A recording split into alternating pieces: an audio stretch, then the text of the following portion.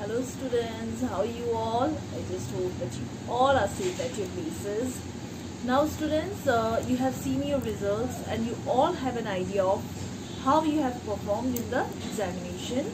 So be regular with your studies now and complete your pending assignments also, okay? Now students, let's continue chapter number 12, Force, Work and Energy, okay?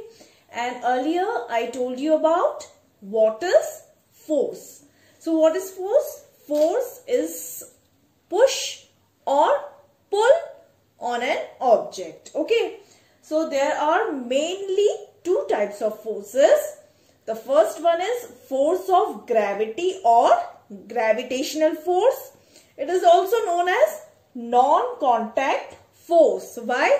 Because here the forces which act on an object or which act when two bodies, they do not touch each other. That's why, or we can say two bodies, they are not in contact with each other. So this is force of gravity, is also known as non-contact force. Now what is this force of gravity?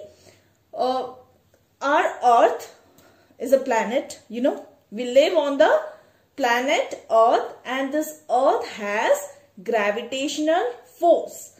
So whatever object that falls downward, it is because of the gravitational force of the Earth. So force of gravity is the downward pull of the Earth towards its center. So whatever object that we throw upward also, it ultimately falls downward only, or it falls down. So this kind of force is known as gravitational force or force of gravity, also known as non-contact force. Okay. Now a magnet has got, magnet you all know, magnet has got two poles, north and south, and if we bring two magnets close to each other, then opposite poles, that means south will be attracted to north and north will be attracted to south. So opposite poles will always attract each other, okay, and same poles, they will repel.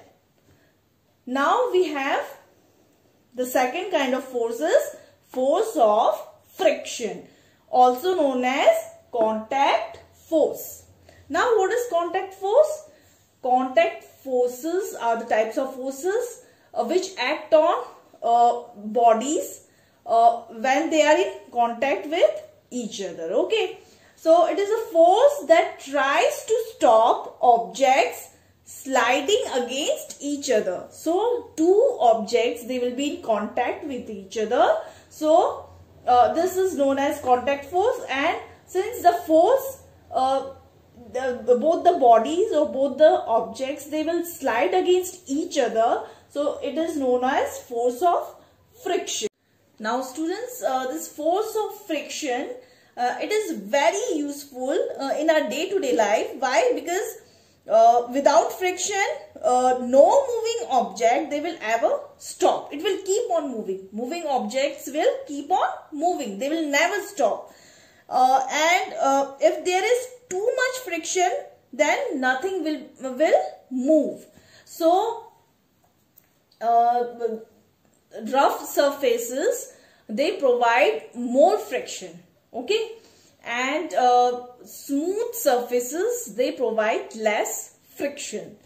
Now students, examples of force of friction are the friction between tires and road, the friction between pen and paper, and the friction between a ball and the ball and ground. Now students, here we have work. Now what is work? Whenever we use any force on an object and move that object to certain distance, then it is said that work is done. So work is said to be done when force applied brings about the motion in an object. So here we have an object, or here we have a box, and this boy, if this boy moves the box to a distance here, then it is said that work is done. And if the boy doesn't move the box, then it is said that work is not done. Now work is always denoted with W, force with F, and distance with S. It is also denoted with D also. So work, it is always measured in joules, and joules is denoted with capital J. Force is always measured in Newton, and it is denoted with capital N. And distance is always measured in meters with small m. Okay, just like time is measured in minutes, seconds, hour, and length is always measured in centimeter, meter, and distance is always measured in meters and kilometers. Now students, here we have a numerical, or here we have a question that calculate the work done when a boy applies a force of 10 Newton. So 10 Newton, Newton is the unit of force.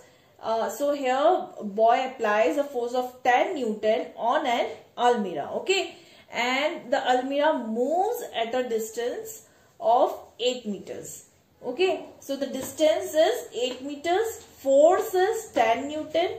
So work done will be, the formula to find out work done is work is equal to force into distance. Force here is 10 Newton and distance is 8 meter. So we are going to multiply them. So work is equal to 10 Newton into 8 meters. That means 80 joule.